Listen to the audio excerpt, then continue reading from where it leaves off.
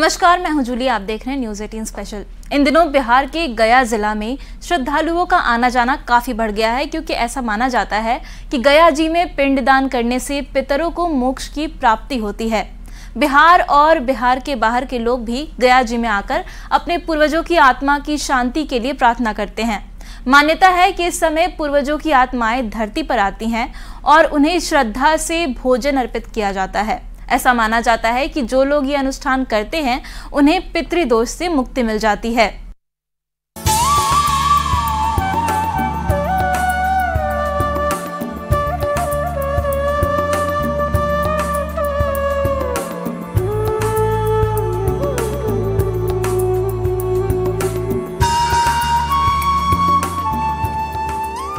ओम त्र्यंबकम यजामहे सुगंधिम पुष्टिवर्धनम उर्वारुकमेव बंधनान मृत्युमृक्षयमामृता।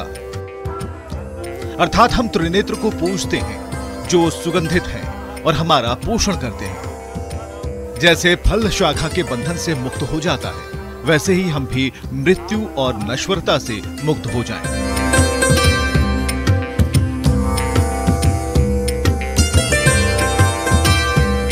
यही मानव जीवन की अंतिम कामना है, यही अंतिम पड़ाव है, और इसी अंतिम पड़ाव को पाने के लिए जीवन भर मनुष्य कर्म करता है, पुण्य करने के प्रयत्न करता है ताकि उसे मोक्ष की प्राप्ति हो। पर कहते हैं कि मृत्यु के बाद भी हमारी आत्मा मुक्त नहीं होती, इसलिए लोग अपने पूर्वजों की आत्मा को मुक्ति दिलाने के लिए पिंडदान करते हैं। हिंदू धर्म में पितृपक्ष बेहद खास माना जाता है। ये 16 दिनों तक चलता है। इस दौरान लोग अपने पूर्वजों की आत्मा की शांति के लिए अलग अलग अनुष्ठान करते हैं, पिंडदान करते हैं, तर्पण करते हैं। ऐसा करने से पितरों की आत्मा को शांति मिलती है, साथ ही साथ घर परिवार में खुशहाली भी आती है। हम बताते हैं ऐसा, और सुना भी है हमने, और ऐसा ही आत्मा को शांति मिलती है और मोक्ष होता है जैसे उनका। हाँ, तो बस मतलब यही कामना रहती है हमारी कि उनका अच्छे से मोक्ष हो जाए और मतलब अच्छा रहे उनके लिए सब कुछ। हाँ, मेरे पति जी आए हैं, मेरी जेठानी है, हम साथ में, मेरे दामाद जी हैं। पहली बार आई हैं? हाँ जी, पहली बार आए हैं। हम अपने पूर्वजों की आत्मा के लिए, शांति के लिए। क्या महत्व है यहाँ तर्पण और पिंडदान का? सुना है सुख शांति के लिए, जैसे सीता माता ने दिया था दशरथ जी को, वैसे ही।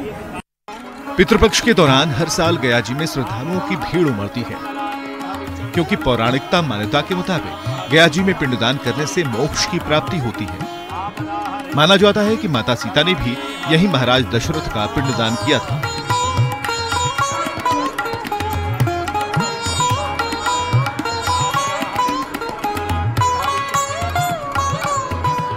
विष्णुपद मंदिर के पास फल्गु नदी है और फल्गु नदी के ठीक सामने सीता कुंड है, जहां मां सीता ने पिंडदान किया था।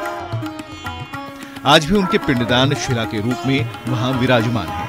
आपको वो भी जगह दिखाते हैं जहां माता सीता ने राज ऋषि दशरथ जी का पिंडदान किया था। सीता कुंड में वो स्थान अभी भी है जहां मां जानकी ने पिंडदान किया था। उनके चरण कमल भी यहाँ मौजूद है। सीता कुंड इसका नाम है। यहाँ देखिए, 3 जो पत्थर हैं, जो टीले हैं, वो यहाँ नजर आ रहे हैं। और मान्यता है पौराणिक कहानी के मुताबिक ये जो 3 पत्थर आपको टीले नजर आ रहे हैं, ये माँ सीता द्वारा जब उन्होंने पिंडदान किया था उस दौरान जो उन्होंने रेत डाले थे, वही ये रेत है जो पत्थर आकृति में फिलहाल नजर आ रहा है। इसकी पौराणिक कहानी नजर भी आती है, कई पुराणों में इसका जिक्र है। पंडित जी, सीता कुंड है ये, और जो 3 पत्थर हैं, ये 3 पिंड सीता जी ने गुरुकुल, ससुरकुल और पिताकुल के नाम से किए थे। उस टाइम 5 को साक्षी रखे थे, गौ, ब्राह्मण, तुलसी, फाल्गु नदी और बटका वृक्ष। 4 लोग लोभ के कारण झूठा बोल दिए, 4 लोग को श्राप मिला। ये जो नदी है, नदी को श्राप मिला कि आप गुप्त गंगा हो जाइएगा, आप में 4 महीना जल रहेगा, आप 8 महीना सुखी रहिएगा। गौ माता झूठा बोलिए, गौ माता को श्राप मिला कि कलयुग में आपका मुख अपवित्र हो जाएगा, आपको जो भी पूजन करेगा आपका पूछ पकड़कर पूजन करेगा। तुलसी माता झूठा बोलिए, तुलसी माता को श्राप मिला, आपका जन्म गंदे स्थान पे होगा, उधर में आप हरे भरे रहिएगा। चौथा, गया वाले पंडा जी को श्राप मिला, कलयुग में आपके पास यात्री आएंगे, लाखों रुपए देंगे, मन में संतुष्टि नहीं होगा। 5वां बट वृक्ष का बारी आया, वो सोचे 4 ने झूठा बोल दिया, अगर मैं भी झूठा बोल दूंगा तो गया जी का कोई महत्व नहीं रह जाएगा, कोई भी पिंडदान या दर्शन करने के लिए नहीं आएंगे। ये सोच करके बट वृक्ष ने सत्य बोला। उन्हें सीता जी ने अक्षय का वरदान दिया कि जब तक सूर्य चंद्रमा आकाश पाताल रहेगा तब तक आप हरा भरा रहोगे। ये 3 पिंड किया था सीता जी ने, गुरुकुल, ससुरकुल और पिताकुल के नाम से। आप केदारनाथ में जाइएगा, इसी तरह से ज्योतिर्लिंग का दर्शन है। वो यहाँ दशरथ महाराज का पिंड का दर्शन है, ये माता का चरण है, ये सीताकुंड का स्थान है प्राचीन काल का। गया जी में पिंडदान के साथ साथ फल्गु नदी में तर्पण करने का विशेष महत्व है। कहा जाता है कि फल्गु नदी को माता ने श्राप दिया था, जिसके कारण फल्गु नदी जमीन के अंदर चली गई। पौराणिक कहानी के मुताबिक जब भगवान श्री राम अपने पिता के पिंडदान के लिए माँ सीता और अपने भाई लक्ष्मण जी के साथ गया जी आए थे, उस वक्त माँ सीता ने राजा दशरथ का यहाँ पिंडदान किया था और फल्गु नदी ने ये जानकारी भगवान श्री राम के सामने नहीं बताई थी। उस वक्त माँ सीता नाराज होकर फल्गु नदी को भूमि के अंदर रहने का जो श्राप है वो दिया था और उसके बाद से लोग पितृपक्ष के दौरान पिंडदान करने गया जी जरूर आते हैं। फल्गु नदी को मिट्टी के अंदर से निकाला जाता है। हालांकि अब रबर डैम बन जाने के कारण श्रद्धालुओं को फल्गु का जल आसानी से मिल पा रहा है। इस फल्गु में तर्पण करने का महत्व है कि जो इस जगह में जो भी प्राणी मृत आत्मा हो जाते हैं, तो जिंदे में तो सब लोग जल देते हैं, लेकिन मृत आत्मा को जल ये फल्गु की ही नदी से, जो माता सीता ने ये फल्गु की नदी का तर्पण की थी, वो जल भगवान राम स्वरूप के पिताजी को, राजा दशरथ जी को मिला था, इसीलिए ये तर्पण किया जाता है। मोक्षधाम गया जी में हर साल लाखों श्रद्धालु अपने पूर्वजों की आत्मा को मुक्ति दिलाने के लिए आते हैं, तर्पण और पिंडदान करते हैं ताकि उन्हें मुक्ति मिल सके और मोक्ष की प्राप्ति हो। गया से न्यूज़ 18 के लिए संवाददाता विनीता मिश्रा के साथ ब्यूरो रिपोर्ट। गया जी में पिंडदान करने के लिए बिहार ही नहीं दूसरे राज्यों के लोग भी आते हैं और यहाँ पर आकर के पूजा अर्चना करते हैं। श्रद्धालु बताते हैं कि गया जी में पिंडदान के बाद उन्हें शांति मिलती है और उनके पितरों को मुक्ति।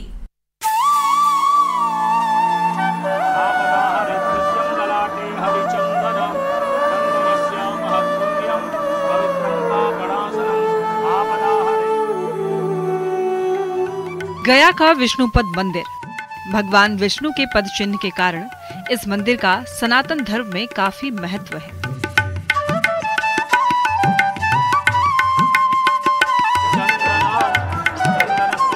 पितृपक्ष के समय इस अति प्राचीन मंदिर का महत्व दोगुना हो जाता है। मान्यता है कि माता सीता और प्रभु राम ने भी यही दशरथ जी का पिंडदान किया था और तब से गया में पिंडदान करने का महत्व बढ़ गया। गया में पिंडदान करने का विशेष महत्व है। यही वजह है कि सिर्फ बिहार नहीं, सिर्फ देश नहीं, विदेशों से भी पर्यटक आते हैं, अपने पूर्वजों की आत्मा की शांति के लिए गया जी में पिंडदान करते हैं। साथ ही साथ फल्गु नदी, जिसे बेहद पवित्र माना जाता है, इस फल्गु नदी के जल से अपने पितरों की आत्मा की शांति के लिए तर्पण करते हैं ताकि उनके पितरों की आत्मा को मुक्ति मिले और उनके घर में खुशहाली आए। छत्तीसगढ़ के रायपुर से प्रदीप कुमार दुबे अपनी पत्नी और साले के साथ गया में पूर्वजों का पिंडदान करने आए हैं। उन्होंने बताया कि पिंडदान कराते हुए उन्हें ऐसा लग रहा था जैसे उनके पूर्वज उन्हें आशीर्वाद दे रहे हैं। विधान करते समय उनकी आंखें छलक उठी। श्राद्ध का मतलब होता है श्रद्धा, है ना, अपने माता पिता के निमित्त अपन कुछ करें ऐसा। अभी भावे ही विद्यते देवा, है ना, तो उसमें श्रद्धा मूल रूप से है। इसी बहाने माता पिता को याद करें। तो यहाँ पे आकर श्रद्धा के साथ अपने पितरों के लिए कर्म करके जाते हैं। उनके पितरों को गया जी में मोक्ष की प्राप्ति होती है और भगवान नारायण के चरणों में उनके पूर्वजों का वास होता है और मोक्ष की प्राप्ति होती है। कोई छत्तीसगढ़ से आया है, कोई जम्मू से, कोई राजस्थान से, तो कोई अरुणाचल से। सभी की मनोकामना यही है कि उनके पितरों की आत्मा को मुक्ति मिले, उनके परिवार में खुशहाली आए।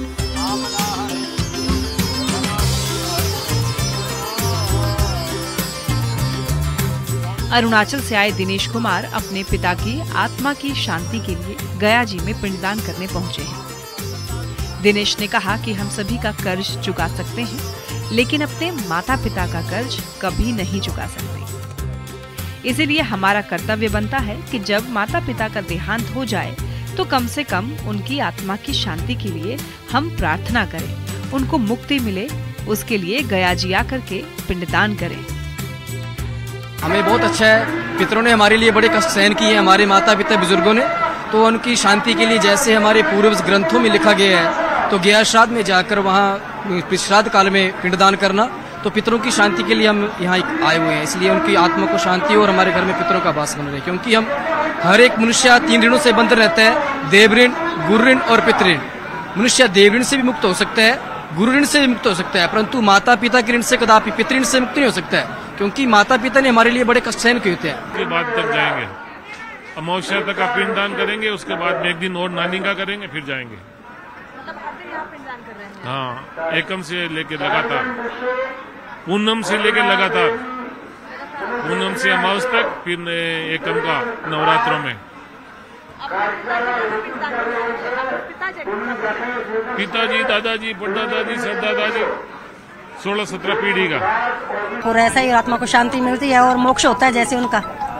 हाँ, तो बस मतलब यही कामना रहती है हमारी कि उनका अच्छे से मोक्ष हो जाए और मतलब अच्छा रहे उनके लिए सब कुछ। कौन कौन आया? हाँ, मेरे पति जी आए हैं, मेरी जेठानी है, हम साथ में, मेरे दामाद जी हैं। पहली बार आएंगे? हाँ जी, पहली बार आए हैं। सिर्फ देश ही नहीं, विदेश से भी लोग गया जी में पिंडदान के लिए पहुंचते हैं। अपने पूर्वजों का पिंडदान करने पहुंची पुगल बताती हैं कि उन्हें भरोसा है कि अगर हमारे पितरों की आत्मा खुश है तो हमारा कोई बाल भी बाका नहीं कर सकता। पितरों जब पितरी खुश हो जाते हैं तो सब कुछ देते हैं, भगवान भी छीन नहीं सकते, ये हमने सुना है। तो पितरी को खुश करने के लिए और आत्मा संतुष्टि के लिए भी ये साथ किया है। पितृ जो भटक रहे थे उनको मुक्ति जी जी जी, ये सोचे कि अगर वो भटक गए। गया जी के लिए क्या सुना है आपने? गया जी एक बहुत बड़ा पुण्य पितृदान पितृ मोक्ष के एक जगह है। वहाँ अगर हम जाए और श्राद्ध किया, पिंडदान किया, तो हमारे जो पितृ ने हमको दुख देते हैं वो खुश ना होने की वजह से उसको मोक्ष में लेके हमें वो विश्वास था, इसलिए हमने आए। पितृपक्ष को लेकर मान्यता है कि इस समय पूर्वजों की आत्माएं धरती पर आती हैं और उन्हें श्रद्धा के साथ भोजन अर्पित किया जाता है। ऐसा माना जाता है कि जो लोग ये अनुष्ठान करते हैं उन्हें पितृदोष से मुक्ति मिलती है और उनके पूर्वजों को जन्म तथा मृत्यु के चक्र से मुक्ति मिलती है एवं मोक्ष की प्राप्ति होती है। गया से न्यूज़ 18 के लिए संवाददाता विनीता मिश्रा के साथ ब्यूरो रिपोर्ट। पितृपक्ष के दौरान यूं तो गया में पिंडदानियों की भारी भीड़ उमड़ती है, पर यहां पहली बार 300 पाकिस्तानी पूर्वजों का पिंडदान किया गया। देश की आज़ादी के दौरान विभाजन और कत्लेआम में मारे गए करीब 300 पाकिस्तानी पूर्वजों का पिंडदान करने जम्मू कश्मीर के राजौरी से पिंडदानी अपने रिश्तेदार के साथ गया जी में पहुंचे।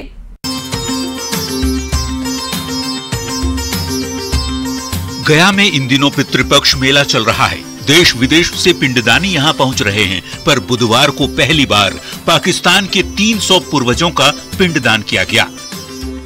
हाथों में बड़े से कागज को दिखा रहे ये हैं राजकुमार शर्मा, जो अपने परिवार के 300 पूर्वजों के नाम के साथ उनका पिंडदान करने पहुंचे हैं। 1947 में भारत पाकिस्तान बंटवारे के दौरान पाकिस्तान में कत्लेआम कर दिए गए इनके 300 पितरों का 80 साल बाद गया में पिंडदान हो रहा है। हमारे जो पूर्वज 1947 की जंग में जो वहाँ कत्ल हो गए या जिनका हमें कोई पता नहीं चला कि ये वो कहाँ गए और ना हमें मिले, उनका आज हम 80 साल के बाद लगभग मेरे परिवार के 300 लोग ऐसे हैं जिनका इससे पहले पिंडदान नहीं हुआ था और वो पिंडदान मैं यहाँ करवाने के लिए आया हूँ। अपने फैमिली के 300 पूर्वजों की लिस्ट बनाकर राजकुमार शर्मा मोक्ष धाम पहुँचे हैं। उनके साथ उनकी पत्नी सत्या देवी और कुछ रिश्तेदार भी साथ आए हैं। राजकुमार शर्मा जम्मू कश्मीर के राजौरी जिले के डुंगी बरमना इलाके में रहते हैं। 1947 के बाद भारत पाकिस्तान विभाजन और फिर पाकिस्तान में मचे कत्लेआम की कहानी कहते राजकुमार का गला रुंध जाता है। मेरे परिवार के बहुत से परिवारजनों को कत्ल कर दिया गया, मैं तो छोटा सा बच्चा बचा। उसके बाद में हम वहाँ से भाग के इंडिया में आ गए। अब कैसे आए? मतलब ऐसे ही पैदल भाग के बॉर्डर छोड़ के हमारा बॉर्डर वहां से नजदीक है जहां हम अभी रह रहे हैं। अपने परिवार के साथ 7 दिनों तक गया में रहकर राजकुमार शर्मा अपने पूर्वजों का पिंडदान, श्राद्ध और तर्पण कर रहे हैं। बताते हैं कि पटवारी से जमीनी रिकॉर्ड से और कुछ हरिद्वार और गया के पुरोहितों के नाम से खोजकर पूर्वजों की जानकारी निकाली गई, जिनका अब तक किसी ने पिंडदान नहीं किया था। न्यूज़ 18 के लिए गया से एलन लीली की रिपोर्ट। न्यूज़ 18 स्पेशल में फिलहाल इतना ही। न्यूज़ 18 बिहार झारखंड पर खबरों का सिलसिला लगातार जारी है।